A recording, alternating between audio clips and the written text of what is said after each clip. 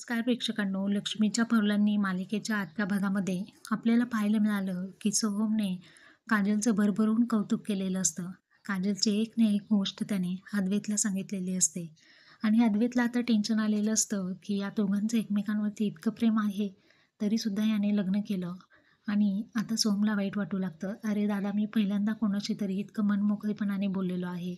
मी तुला सांगितलं ना, माझं काजलवरतीच प्रेम होतं. तर आता ही सिच्युएशन कशी हँडल करायची? कलाला कसं सांगायचं? हा विचार अद्वैत करतो.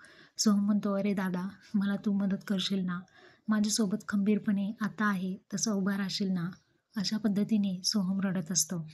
तेव्हा अद्वैत म्हणतो, "काळजी करू नको, मी तुझ्यासोबत आहे ना." तर सोहम आणि काजल यांचं लग्न आता अद्वैत आणि कला हे दोघंही लावून देणार आहेत प्रेक्षकांनो. आता मेन जो पार्ट होता, की सोहमने काजलवरचं प्रेम कन्फेस करणं. त्याने अद्वैतजवळ सगळं काही सांगितलेलं आहे, की त्याचं काजलवरती प्रेम आहे.